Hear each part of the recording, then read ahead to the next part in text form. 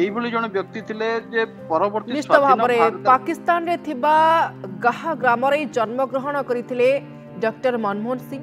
1932 ମସିହା ସେପ୍ଟେମ୍ବର 26 ତାରିଖରେ ସେ ଜନ୍ମଗ୍ରହଣ କରିଥିଲେ। 1957 ମସିହାରେ ଅର୍ଥଶାସ୍ତ୍ରରେ ପ୍ରଥମେ ଡିଗ୍ରୀ ହାସଲ କରିଥିଲେ। 1962ରେ ଅକ୍ସଫୋର୍ଡ ବିଶ୍ୱବିଦ୍ୟାଳୟରୁ डिग्री लाभ करते। UNCTAD रे मध्य से लाभ करते डिग्री।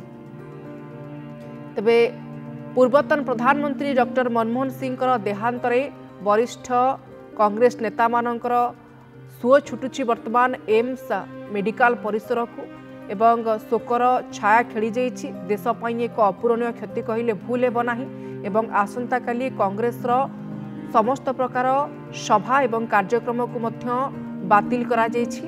जो भली भाबरे आमे आलोचना करुथिले ये देश पई एक अपूरणीय क्षति एवं अर्थ परिचालना कथा कहंतु अर्थमंत्री भाबरे यूरोमनी पुरस्कार से लाभ करिसंती। केम्ब्रिज विश्वविद्यालय रे आडम स्मिथ पुरस्कार मध्य से लाभ करिसंती। केम्ब्रिज सेंट जोन्स कॉलेज रे राइट्स प्राइज मध्य हासिल करिसंती। वे कांग्रेस विधायक तारा प्रसाद बाहिनीपति आम सहित फोन लाइन रे जोड़ी होइछंती। श्री बाहिनीपति आपण को स्वागत करुछि सर नंदीघोष टीवी को। सर ये खबर निश्चित भावरे दुखद खबर डॉक्टर मनमोहन सिंह परलोक होइछि एवं देश पई गोटे बड़ क्षति आपण केमती देखुछथि? देखंतु देश पई मनमोहन सिंह डॉक्टर मनमोहन सिंह चली जाय पर देशर अर्थनैतिक व्यवस्था सुदृढ़ करथिले एवं जो अर्थमंत्री थिला बेले मनमोहन सिंह जेपरि भाबरे से करथिले उदारीकरण नीति आरंभ करथिले एवं करथिले जा द्वारा कि आज भारतर आर्थिक स्थिति बहुत सुदृढ़ अच्छी। विश्व निश्चित भाव आर्थिक नीति सुदृढ़ कर केवल मनमोहन सिंह बोलिकी एवं से परामर्शदाता भी पूर्व परामर्शदाता भी थिले एवं प्रधानमंत्री थिला बेले भारतर अर्थनीति के एते सुदृढ़ करथिले जा द्वारा कि आज भारत आज प्रशंसनीय रही एवं विश्व भारतर आज सुनाम अर्जन होती। मनमोहन सिंह चली द्वारा निश्चित भाव में गोटे पिलर भारत देश गोटे पिलर आज चली जाइछन्ती।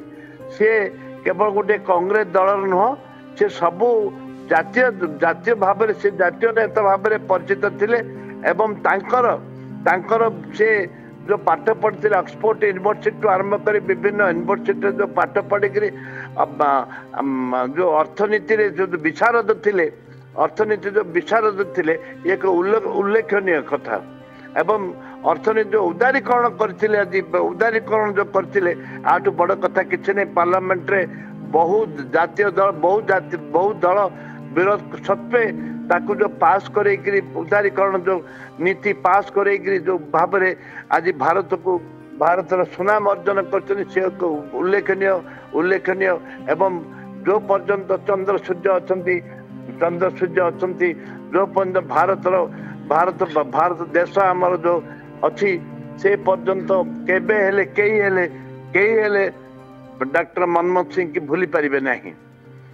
आज्ञा श्री बाहिनीपति जदियो उपा सरकार थिबा समय रे तांकर स्ट्रैटेजी को बा तांकर नीति को विरोधी माने सेतिकी ग्रहण करनतिले किंतु व्यक्तित्व तांकर एभली भाबरे थिला कोट ना कोटी विरोधी माननकू डॉक्टर मनमोहन सिंह रो व्यक्तित्व मत बेस आकृष्ट करिथिला।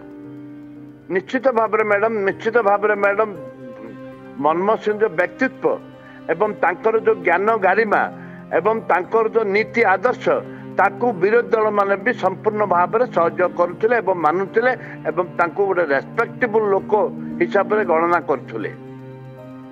आज्ञा सर आपण को अनेक अनेक धन्यवाद श्री बाहिनीपति फोन लाइन रे जोड़ी होइथबारु एवं निजर मत रखिथिबारु एवं किभली भाबरे डॉक्टर मनमोहन सिंह आदर्श अनुप्राणित आपण को करिछि से संपर्क रे मध्य आलोचना करिथिबारु।